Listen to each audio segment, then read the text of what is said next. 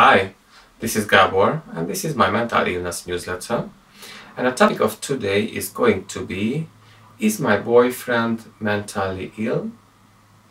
I picked up the forum thread for today, where I'll discuss about a girl. She sent a thread by worrying about her girlfriend, her boyfriend, by worrying about her boyfriend, and she's actually kind of unsecure next to him. This relationship is going on almost about 2 years, as the girl wrote it, and she's collecting 9 different points where she actually like to, showing up that these are the points that I would say that my boyfriend perhaps mentally ill, and she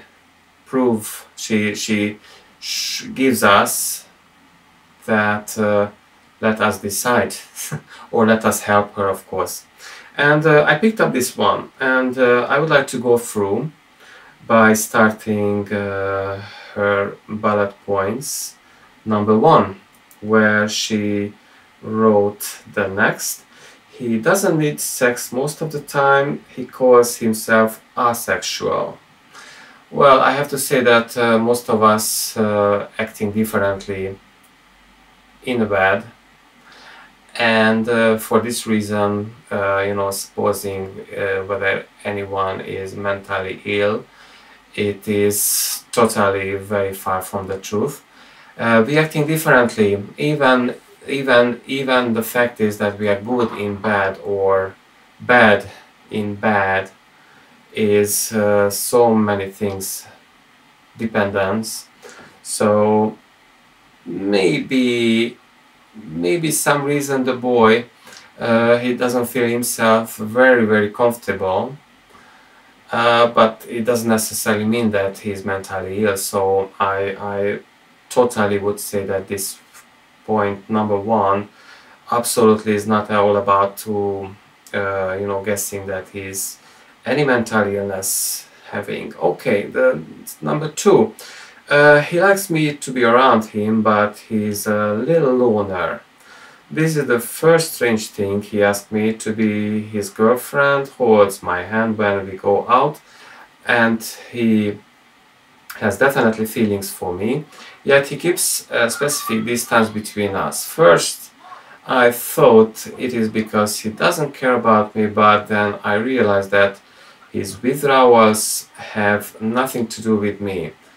It's the way he is. So basically, you described for yourself, yes, of course, this is the boy as he is himself, and this is totally not the point that could even suppose that he has got any mental illness at all. Number 3, there are times when he closes himself and it seems like there's a black hole inside him, like an empty person. His eyes empty and he looks at me and at the others also, as they are complete strangers. My sister also realized this, and she said it's a bit scary. So you are saying that his eyes, people say that the eye is the mirror of the soul, right? And because of this, when you look into his eyes and you doesn't feel comfortable yourself, first of all, it doesn't necessarily mean that he's having a mental illness. But if you have this feeling, and even your sister supports you by saying that, oh, it's a bit scary, it could make you think you are probably a young girl, and you can have many options. Sorry, I know it's unpleasant as I'm saying that, but you have many options. But I know you invested already, and you guys invested already 2 years, and probably this was the last thing you wanted to hear, but this is still an option as anyway. However, because of the eye is the soul of mirror of the soul. If you have concern about that, probably could be to give a proper diagnosis to your boyfriend, may have something found, you know. But as I'm not a psychologist, not psychiatrist as well, either, so I cannot say at this point any kind of diagnosis. When something doesn't go as he planned, goes in number 4, the girl, he is in panic. He doesn't like unexpected situations, although he can manage them, but it takes a lot of his energy and he is extremely exhausted after. Well, if he is panicky, many of us panicky, but the truth is that I went through 15 years of panic disorder where I had more than 100 panic attacks, where every single panic attack I thought, okay, this is my last moment, it's going to kill me right here, right now. In fact, I'm sitting here and speaking to you. I am still very much alive, and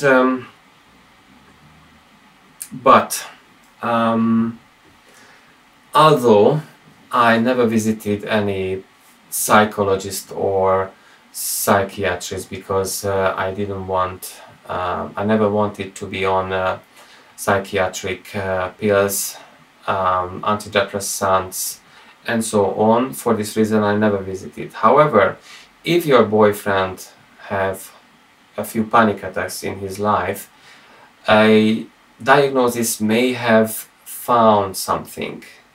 I cannot be, you know, exclusion at this point. This is the truth.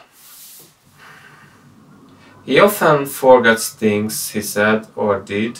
Sometimes they are not important things, sometimes they are things which happened few minutes ago. Once he almost kicked me out from his apartment where I've been living for a while when he was very stressed, but he doesn't remember this anymore. He really doesn't remember that. She emphasized this in brackets and even said that he would never do something like this. Well, this actually telling me that probably your boyfriend may have a few kind of episodes. These episodes is could be from not serious till being something serious, and when your boyfriend may have a kind of episode, obviously the only main thing he is worrying about is on personal safetyness, and what he do during that episode is probably not 100% focusing on you. So surely you'll notice that, but surely your boyfriend missed something, and that's why it happened. When I had any of the more than 100 plus panic attack, think I remember what I did? No, no way. I was somewhere in the underground, somewhere around Baker Street or whatever, and I had this fucking panic attack and I just can't remember what I did. Most of the time I find myself out from the train because in order to preserve my virtual aliveness was the only way out from that scary panic source, and you know, I just left the train even though I was working, so it was terrible, but it's over. My last panic attack happened to me about 2 years ago, and like I said before, I overcome it by myself. By saying that, though, might be right. By a diagnosis might be, you know, diagnose some mental illness. I cannot exclude this point as well. Okay, let's see the next one. Number 6. He tends to laugh at very serious situations that are not ridiculous at all. We are not the same, right? So, well, this is the last thing could suppose this point. actually he's got a mental illness, really, to me. Number 7, he tends to be very paranoid, and sometimes he thinks about very unlikely situations that could happen. She will go into some example right here. Example: when we were at a restaurant, I went to the toilet while he watched my handbag with laptop, which I kept on the chair. When I came back, he told me that was thinking what to do in case I wouldn't return from the toilet, if he was to take my handbag with him to the airplane he was going to take a flight then, or what to do. I asked him, why do you think I would not return from the toilet? And he answered that he doesn't know, but it could happen. Well, what this implies me, first of all, it could be a joke. Maybe this is the way he, forms his joke, or part of his joke. Maybe he's kind of good at, but not every joke affects everybody at the same way, isn't it? So maybe it was just a joke, but maybe it was just a test for you. Maybe what. So anyway, this is not the point where I would actually appoint him to the mental illness hospital, really. Absolutely not. Mostly this seems to be a kind of joke to me, and I think this is certainly something that you should not take seriously. However, if this one feels you uncomfortable, of course that's the different situation. You always have, you are a beautiful girl with many options in life. Why don't you go for it, right? This is always an option, but it is not an option for send him to the mental illness hospital. Definitely not. Number 8, he almost can read in people, but although this, in many situations it seems like he has not empathy. It's like he simply cannot feel the situation and cannot behave properly. Well, we actually just don't have the same amount of empathy because we are just different. The way I see empathy, the empathy skill, for example, I would say that I've got a good empathy.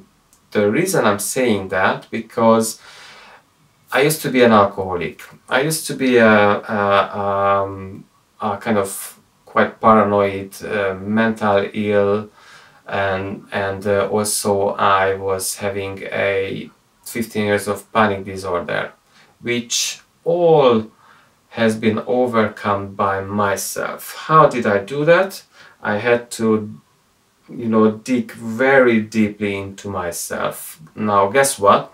The deeper I digged into myself, the more I started to know myself. The more I know myself, the better my empathy skills goes. So that's why we are not the same, right? So maybe I have a kind of sensation what's going on a different person, and obviously might be another person have 100 times more guessing as I'm mistakenly seeing.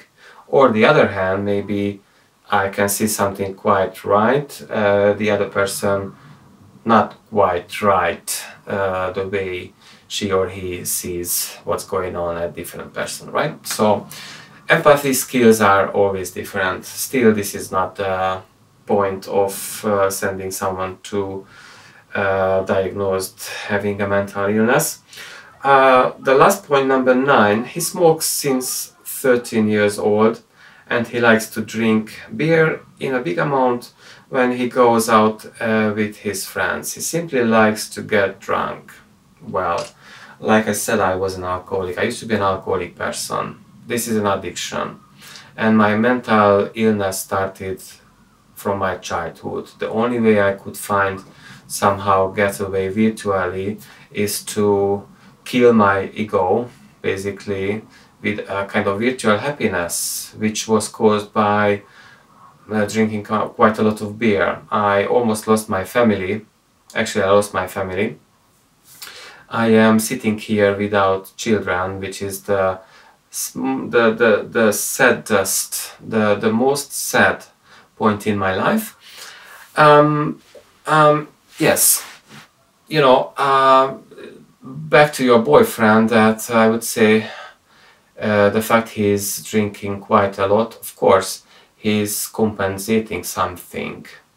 But many people drinks quite a lot and still no diagnosis of mental illness, although it could be. So at this point I would say that maybe there's a chance for a diagnosis. Turns out that there was some mental illness here. And that was the last point she made. Okay, thank you very much for listening my YouTube channel. If you are new at this channel, please subscribe, like this video, and I'll see you next time.